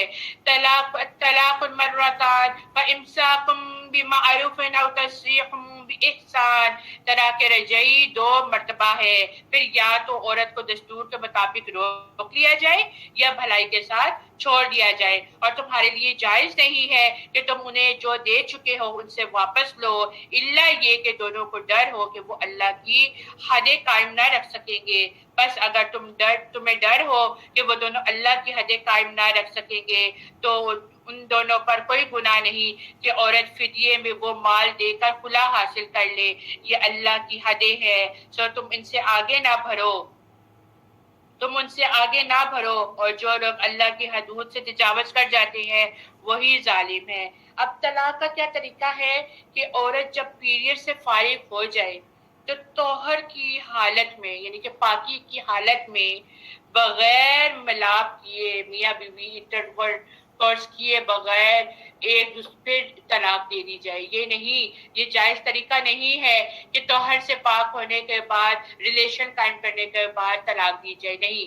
کیا بتایا جاتا ہے اسلامک پوائنٹ آف ویو سے کہ عورت اگر پاکی حاصل کر چکی ہے اس کے بعد پھر اس کو طلاق دی جائے، اور حیض کی حالت میں طلاق نہیں دینی چاہیے، اور 3 طلاقیں بھی اکٹھی نہیں دینی چاہیے۔ طریقہ کیا ہے کہ ایک طلاق دے دی، 3 حیض کا انتظار کریں، 30 حیض کے دوران اگر بیچ میں رجوع کر لیا جائے تو اس پر کیا ہے رجوع ہو سکتا ہے۔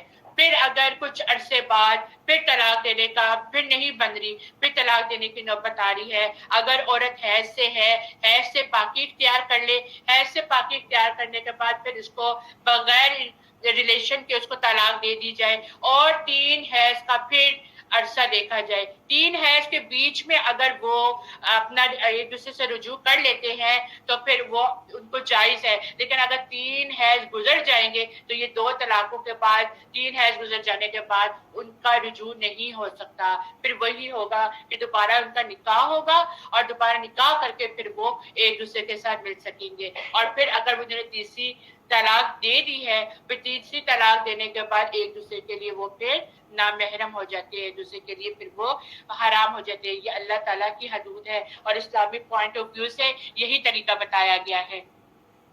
فإن طلقها فلا تحل له من بعد حتى تنكح زوجا غيره، پھر اگر اس کو طلاق دے دے تو اب اس کے لیے حلال نہیں جب تک کہ وہ عورت اس کے سوا دوسرے سے نکاح نہ کر لے۔ پھر اگر وہ بھی طلاق دے دے تو ان دونوں کو مل جول کر رہنے میں کوئی گناہ نہیں ہے، بشرط یہ کہ جان لے اللہ تعالیٰ کی حدود کو اور ان کے قائم رکھ سکے۔ یہ اللہ تعالیٰ کی حدود ہے جنہیں وہ جاننے والوں کے لیے بیان فرما رہا ہے۔ جب تم عورتوں کو طلاق دو اور وہ اپنی عدت ختم کرنے پر آئے تو اب انہیں اچھی طرح بساؤ یا بھلائی کے ساتھ الگ کر دو، اور انہیں تکلیف پہنچانے کے غرض سے اور ظلم و زیادتی کے لیے نہ روکو۔ جو شخص ایسا کرے گا اس نے اپنی جان پر ظلم کیا۔ تم اللہ کے احکام کو ہنسی کھیل نہ بناؤ اور اللہ کا احسان جو تم پر ہے یاد کرو، اور جو کچھ کتاب اور حکمت اس نے نازل فرمائی ہے جس سے تمہیں نصیحت کر رہا ہے اس سے بھی اور اللہ تعالیٰ سے ڈرتے رہا کرو، اور جان رکھو کہ اللہ تعالیٰ ہر چیز کو جانتا ہے۔ اور جب تم اپنی عورتوں کو طلاق دو اور وہ اپنی عدت پوری کر لے تو انہیں ان کی خاوندوں سے نکاح کرنے سے نہ روکو جبکہ وہ آپس میں دستور کے مطابق رضامند ہو۔ یہ نصیحت انہیں کی جاتی ہے جنہیں تم میں سے اللہ تعالیٰ پر اور قیامت کے دن پر یقین اور ایمان ہو۔ اس میں تمہاری بہتری صفائی اور پاکیزگی ہے، اللہ تعالیٰ جانتا ہے وہ اور تم نہیں جانتے۔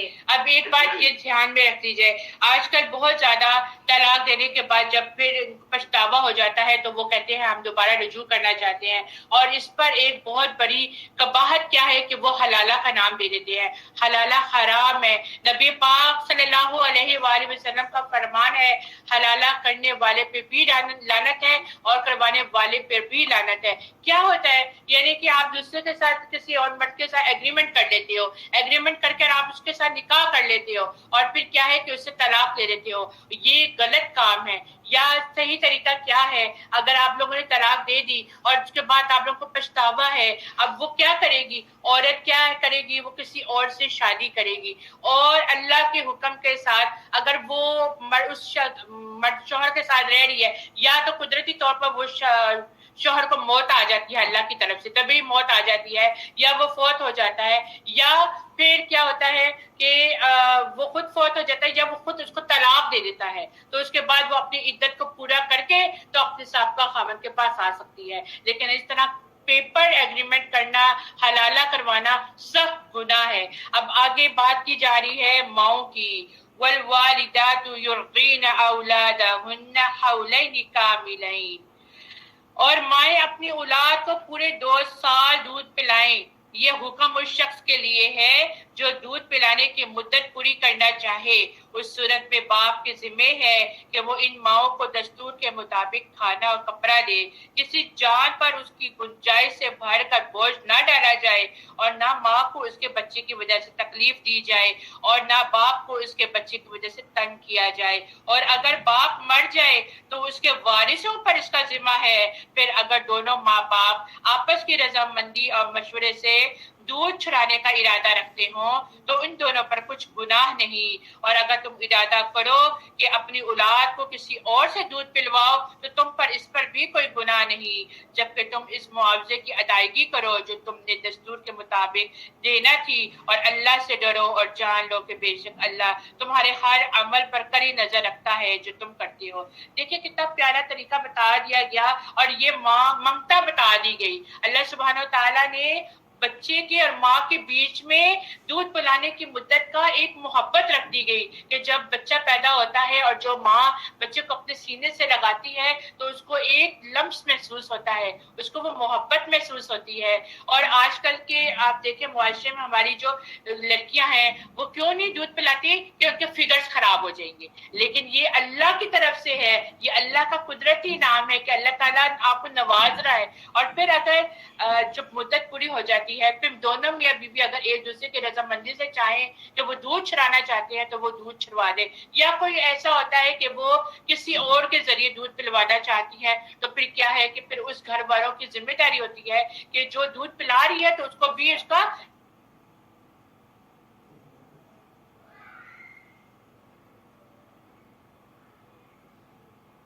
نظر ہے ہم پر۔ اور تم میں سے جو لوگ وفات پا جائیں اور پیچھے اپنی بیویاں چھوڑ جائیں تو وہ 4 ماہ 10 دن اپنے آپ کو انتظار میں رکھیں، پھر جب ان پوری ہو جائے تو تم پر کوئی گناہ نہیں، وہ اپنی ذات کے معاملے میں دستور کے مطابق جو چاہیں انہیں اختیار کر سکتی ہے، اور اللہ تمہارے ہر عمل سے خوب خبردار ہے جو تم کرتے ہو۔ دیکھیں ہمارا معاشرہ اس معاملے بہت غلط ہے۔ اب عورت اگر اس کا شوہر مر گیا ہے اور وہ جوان ہے، اس کے بچے چھوٹے ہیں، اور اگر اس نے عدت پوری کر لی ہے اور وہ اگر آگے شادی کرنا چاہتی ہے تو ہمارا معاشرہ کہتا ہے بچوں والی ہے شادی کرے گی، وہ اپنے بچوں کو سنبھالے گی, وہ شادی کرے گی, اس کے بچے کیا کریں گے, لیکن وہ جانتی ہے اس نے اپنے بچوں کو پالنے کے لیے کوئی نہ کوئی ذریعہ تو رکھنا ہے. اگر اس کے پیچھے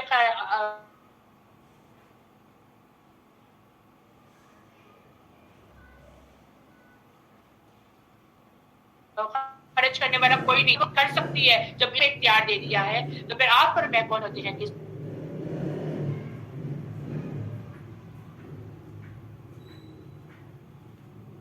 ولا جناح عليكم فيما عرضتم به من خطبة عليكم للنساء أو أخذتم في أنفسكم.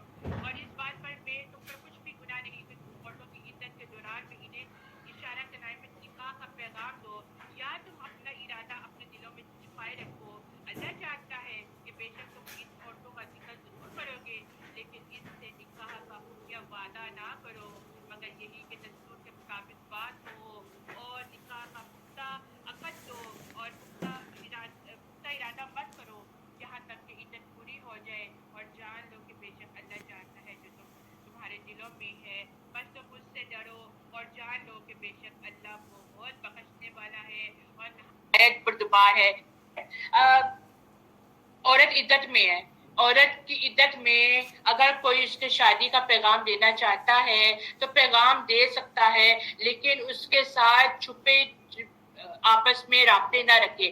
آج کل جو موبائلوں میں ایک دوسرے کے ساتھ رابطے رکھتے ہیں اس طرح نہ کریں, کیونکہ وہ عدت جو اس کا ایک عدت کی مدت ہے وہ اس کو سنبھلنے کا ٹائم ہوتا ہے, وہ اس کے سنبھلنے کا ٹائم ہے کہ وہ اس میں اپنے آپ کو سنبھالے اور اپنے آپ کو نئی زندگی کے لیے جو ہے وہ تیار کرے. اور اس سے وعدہ بھی نہیں کرنا چاہیے, کیا پتا عدت کے بعد اس شخص کا جس نے اس کے ساتھ وعدہ کیا ہے وہ پھر جائے تو وہ تو پھر ڈسٹرب ہو گئی نا دوبارہ. تو یہ حدود بتا دی گئی ہے. لا جناح عليكم إن طلقتم النساء ما لم تمسوهن أو تفرضوا لهن فريضة.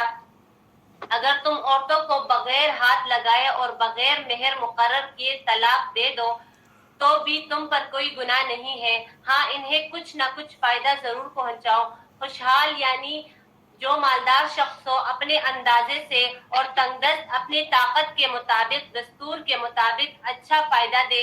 بھلائی کرنے والوں پر یہ لازم ہے. اور اگر تم عورتوں کو اس سے پہلے طلاق دے دو کہ تم نے انہیں ہاتھ لگایا ہو اور تم نے ان کا کچھ مہر بھی مقرر کر دیا ہو تو مقرر کردہ مہر کا آدھا مہر دے دو ان کو. یہ اور بات ہے کہ وہ خود معاف کر دے یا وہ شخص معاف کر دے جس کے ہاتھ میں نکاح کی گرہ ہے.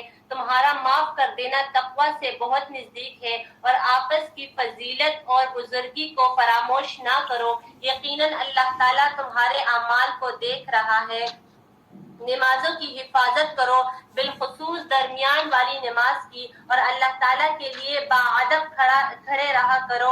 اگر تمہیں خوف ہو تو پیدل ہی صحیح یا سوار ہی صحیح. ہاں جب امن ہو جائے تو اللہ تعالیٰ کا ذکر کرو جس طرح کہ اس نے تمہیں اس بات کی تعلیم دی ہے جس کو تم جانتے ہو. جو لوگ تم میں سے فوت ہو جائیں اور بیویاں چھوڑ جائیں اور وہ وصیت کر جائیں کہ ان کی بیویاں سال بھر تک فائدہ اٹھائے, انہیں کوئی نہ نکالے. ہاں اگر وہ خود نکل جائے تو پھر تم پر کوئی گناہ نہیں ہے. جو وہ اپنے لیے اچھائی سے کرے اللہ تعالیٰ غالب اور حکمت والا ہے.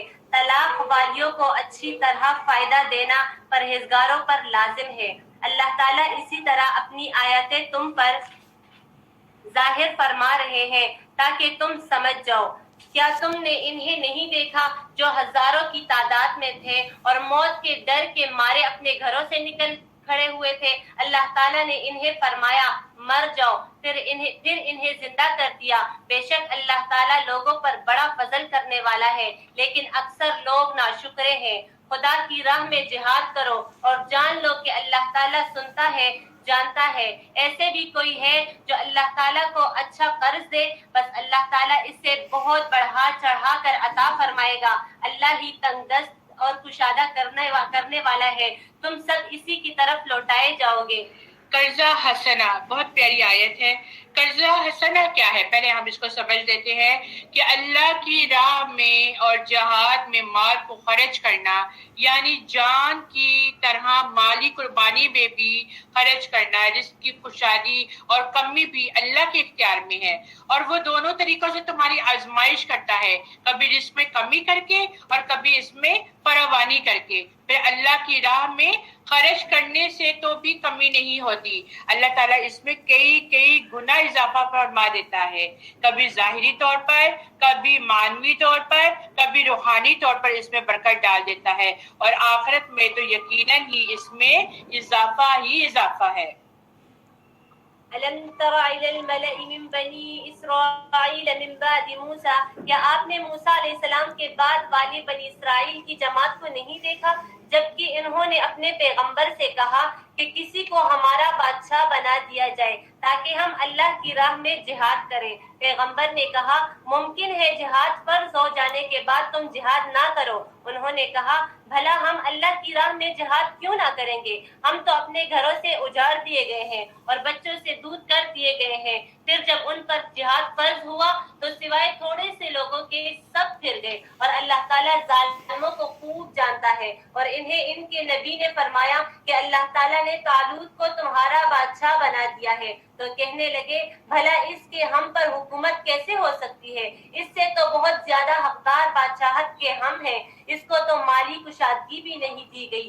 نبی نے فرمایا سنو، اللہ تعالیٰ نے اسی کو تم پر برگزیدہ کیا ہے اور اسے علمی اور جسمانی برتری بھی عطا فرمائی ہے۔ بات یہ ہے کہ اللہ جسے چاہے اپنا ملک دے، اللہ تعالیٰ کشادگی والا اور علم والا ہے۔ آیت نمبر 248 میں آیت سکینہ کے نام سے یہ آیت اتاری گئی ہے۔ یہ آیت سکینت کہلاتی ہے، یعنی کہ سکون کی آیت۔ آئیے اس کی تلاوت ہم سنتے ہیں۔ وَقَالَ لَهُمْ نَبِيُّهُمْ إِنَّ آيَةَ مُلْكِهِ أَن يَأْتِيَكُمُ التَّابُوتُ فِيهِ سَكِينَةٌ مِّن رَّبِّكُمْ وَبَقِيَّةٌ مِّمَّا تَرَكَ آلُ مُوسَىٰ وَآلُ هَارُونَ تَحْمِلُهُ الْمَلَائِكَةُ إِنَّ فِي ذَلِكَ لَآيَاتً لَكُمْ إِن كُنتُم مُؤْمِنِينَ۔ نبی نے ان سے کہا بے شک ان کی بادشاہی کی نشانی یہ ہے کہ تمہارے پاس وہ صندوق آئے گا جس میں تمہارے رب کی طرف سے تسکین اور وہ بقیہ چیزیں ہوں گی جنہیں آل موسیٰ اور آل ہارون چھوڑ گئے تھے، اسے فرشتے اٹھا کر لائیں گے۔ بے شک اس میں تمہارے لیے ایک عظیم نشانی ہے اگر تم مومن ہو۔